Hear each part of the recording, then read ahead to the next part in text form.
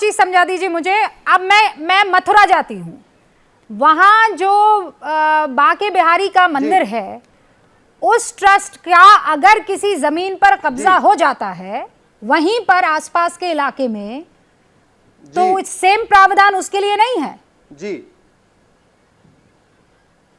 नहीं, उसका विवाद मथुरा की कोर्ट में चलेगा, मैं यही तो कह रहा हूं। अच्छा, केवल वक्फ का मामला लखनऊ चलेगा, बाकी सबका मेरठ मुजफ्फरनगर चलेगा, सबका आगरा में चलेगा या नोएडा में ही चलेगा। केवल और केवल आपको कहता रहा हूं, अगर आपके स्टूडियो को वक्फ एक नोटिस भेज दे कि एबीपी का स्टूडियो वक्फ की प्रॉपर्टी पे बना हुआ है, आप वहीं बगल में नोएडा की कोर्ट जो 10 किलोमीटर दूर, आप वहां नहीं जा सकती, आपको जाना पड़ेगा उस ट्रिब्यूनल के सामने जिसने आपको नोटिस भेजा हुआ है। तो वही दरोगा, वही चोर, वही जज। तो वो जो शोएब जामाई कह रहे हैं कि इस ट्रिब्यूनल में तो प्रशासनिक अधिकारी होते हैं, उसमें गैर मुस्लिम भी हो सकते हैं, राज्य की सरकार किस दल की है उस पर भी हालांकि निर्भर करता है कि ट्रिब्यूनल में कौन लोग होंगे। संभव है कि ट्रिब्यूनल में सभी के सभी मुस्लिम हो जाए, लेकिन नॉन मुस्लिम भी तो हो सकते हैं, होंगे मेरे ख्याल से। अरे मैं आपको कानून दिखाता हूं, एक मिनट, कानून उठा के देख लीजिए, अधिकारी कोई भी हो सकता है, सेक्शन 440 देख लीजिए, अधिकारी कोई भी हो सकता है। अच्छा सवाल है, अच्छा सवाल, मैं आपको जवाब देता हूं। हाँ। वक्फ, पहली बात तो आप हिंदू इंडाउमेंट से तुलना नहीं कर सकते, क्योंकि हिंदू इंडाउमेंट के पास किसी की जमीन पे नोटिस भेजने का अधिकार नहीं है, इसलिए आप हिंदू इंडाउमेंट को वक्फ से तुलना मत करिए। दूसरा, उसका कॉम्बिनेशन ट्रैफिक चलेगा। अरे सुनिए, कॉम्बिनेशन क्या है उसमें, तो एडवोकेट जो काउंसिल है उसका बोर्ड है, वक्फ बोर्ड में एक एमएलए होगा मुस्लिम होगा, एक सांसद होगा मुस्लिम होगा, काउंटर तो करने दीजिए हमें, मुस्लिम होगा, एक उसमें टाउन प्लानर होगा मुस्लिम होगा, एक आईएएस होगा मुस्लिम होगा, एक स्कॉलर होगा मुस्लिम होगा, और एक मुतवल्ली होगा। ये वक्फ बोर्ड का कॉम्बिनेशन है। अब इसका काउंटर दीजिए, बोर्ड के कॉम्बिनेशन जो आपको बताया उसके सामने में इसका काउंटर दीजिए आप। देखिए, एक बात है, अश्विनी उपाध्याय जी जितनी तेजी से हर मुसलमानों के इश्यूज पर जो है सुप्रीम कोर्ट में अर्जी लगाते हैं, मुझे तो डर है कि कल को ये बिरयानी, पाए और मुशायरों और शेरवानी पर भी सुप्रीम कोर्ट में अर्जी लगा देंगे। लेकिन बहरहाल इनकी एक बात इन्होंने कहा कि भाई यूनिफॉर्मिटी होनी चाहिए और सबका समान अधिकार मिलना चाहिए।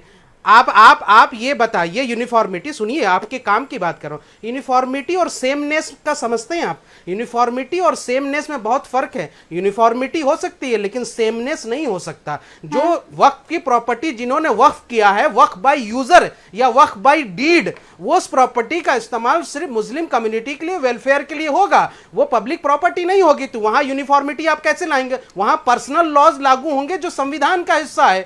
आप इस बात को क्यों नहीं समझते कि systematic dismantling of the Muslim institution. अरे भाई सुन लीजिए, मैंने आपको सुना तो सुनिए ना, एक सेकंड, 30 सेकंड सुन लीजिए। मैं किसका काउंटर मांग रही थी? 30 सेकंड सुनिए आप। मान लीजिए कुछ गड़बड़ हो जाती है, आपकी जमीन आपने दान कर दी, ठीक है, आपने दान कर दी, अब आपका बच्चा कहता है कि नहीं ये मेरी जमीन है, वक्फ ने इस पर ये उस पर हक जमा दिया है, तो उसके लिए कोर्ट जाएगा ना आदमी, कोर्ट जाएगा ना भाई। जिसकी जमीन नहीं है उसके खिलाफ वो उसी के घर कैसे जा सकता है?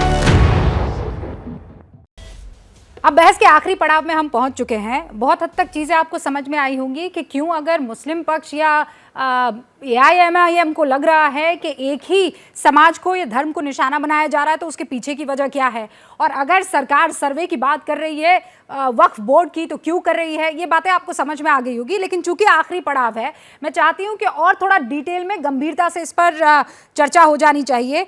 राकेश त्रिपाठी, मुझे अब शोएब साहब एक छोटी सी बात, रही हूं मैं आपके पास, एक रिबेका जी छोटी सी बात, अच्छा, एक छोटी सी 10 सेकंड, 10 सेकंड में पूरी कंप्लीट कर लूंगा, बस वो मैं छूट गई थी बात। देखिए, दो टर्म होते हैं, एक होता है सिस्टमेटिक डिसमेंटलिंग जिसके बारे में मैंने बात की, दूसरा होता है कन्फर्मेशन बायस।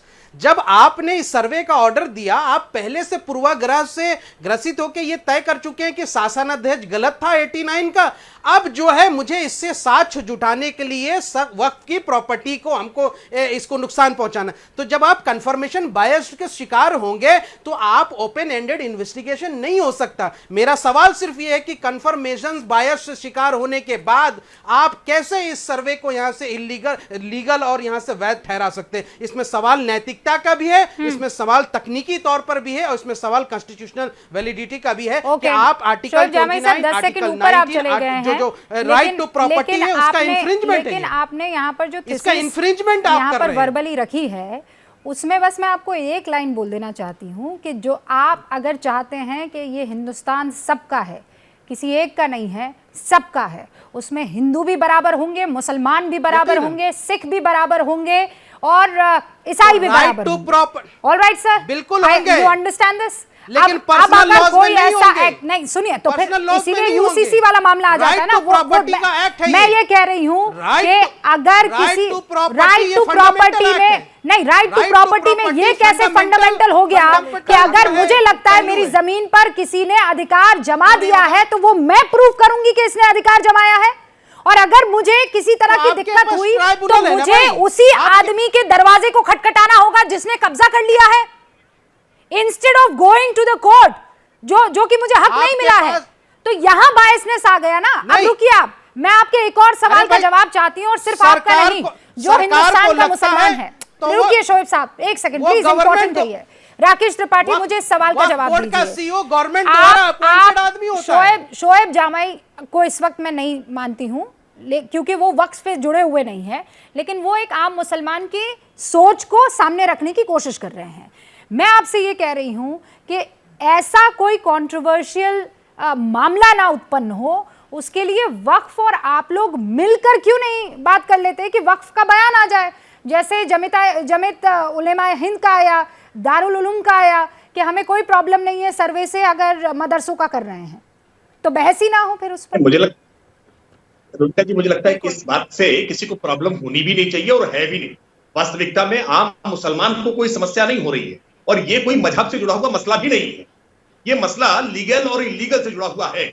वो संपत्ति जो सार्वजनिक संपत्ति है जिसको गलत तरीके से एक तुष्टीकरण के शासनादेश से वक्फ संपत्ति घोषित करने का काम किया गया था, इस इलीगल शासनादेश को हमने समाप्त करने का काम किया है। समाप्त करने का कैसे काम? मुझे ये है बताइए, सर्वे के माने क्या है? सर्वे हो गया फिर नहीं, सर्वे मैं इसको स्पष्ट कर दे रहा हूं कि 8 अगस्त को जो हमने उस शासनादेश को समाप्त किया है, जो 7 अप्रैल 1989 का शासनादेश था, जो गलत तरीके से जारी किया गया था, उसको समाप्त करने के बाद जहां जहां पर भी इसको ही कंफर्मेशन बायस्ड गलत कहते तरीके हैं। से गई थी, यही है कंफर्मेशन बायस। अरे वो तो आप पर लागू होता है confirmation bias। से ग्रसित, समझ रहे हैं आप? नहीं समझ रहे, कोई नहीं समझ रहा। प्रभु एक सेकंड रुकिए ना।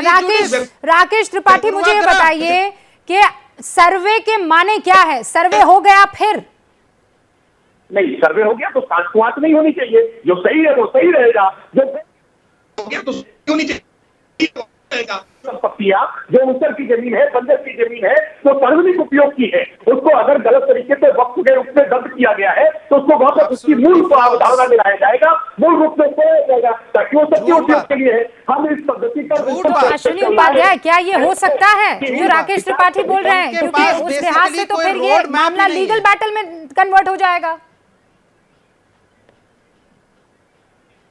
नहीं, इनके पास कोई रोड मैप ही नहीं है। इन्होंने सिस्टमैटिक तरीके से एक स्टेप नहीं बताया। आपका नाम उनके प्रोसेस सवाल केवल इतना है, मुद्दा उठा सवाल दिया पूछे, है। उसका जवाब लेने दीजिए ना। आपके काम का सवाल है ना, रुक जाइए ना। जस्ट फॉर द मुझे म्यूट नहीं करना है आपको। एक मुद्दा उछाल दिया मैं है म्यूट नहीं और करना आपको चाह पता रही है हूँ कि इससे आपको। फायदा हो अब जाएगा। इसलिए रुक ये तो जाइए, मुझे लेने दीजिए रुबिका जी, उनका बयान। रुबिका जी, रुकिए अश्विनी उपाध्याय। रुबिका जी, लीगल सिस्टम यह है कि जिसको बनाने का अधिकार होता है, उसको बदलने का अधिकार होता है, उसको वापस लेने का अधिकार होता है। वो एक एग्जीक्यूटिव ऑर्डर है, तो एग्जीक्यूटिव ऑर्डर को एग्जीक्यूटिव ऑर्डर से वापस लिया जा सकता है। इसमें कोई दिक्कत नहीं, इसमें कोई लीगल बैटल नहीं है। ठीक है। और मैं फिर से रिपीट कर रहा हूं, इस देश में आप गरीबों को 700 किलोमीटर दूर 800 किलोमीटर दूर चलने के लिए मजबूर मत करिए। देवबंद का विवाद लखनऊ क्यों जाए, शामली का विवाद लखनऊ क्यों जाए, मुजफ्फरनगर मेरठ का विवाद लखनऊ क्यों जाए? और इस देश में अगर सब समान है, सबके लिए कोर्ट है, तो केवल एक कम्युनिटी के लिए बोर्ड क्यों? तो डिस्ट्रिक्ट वाइज एक कम्युनिटी के लिए बना बोर्ड दीजिए। सवाल केवल ये बनता है, वाइज ट्रिब्यूनल बना दिया जाए। ये सेकुलरिज्म के खिलाफ है। ट्रिब्यूनल क्यों डिसाइड करेगा? ट्रिब्यूनल क्यों डिसाइड करेगा? कोर्ट क्यों नहीं डिसाइड करेगा? ये तो सवाल है, इसका जवाब तो देना पड़ेगा। जैसे ही घड़ी का काटा दोपहर 2:30 पे आए, बबीता जी का दिल सास बहू साजिश के लिए मचल जाए। और ये है इनकी बहू, पूरे दिन ऑफिस की टेंशन हो जाए गॉन जब ये करें अपना फेवरेट शो फ्री टाइम पे ऑन। इनकी तरह आप भी देखें अपना फेवरेट शो अपने टाइम पर और डाउनलोड कीजिए एबीपी लाइव ऐप अपने स्मार्ट टीवी पर।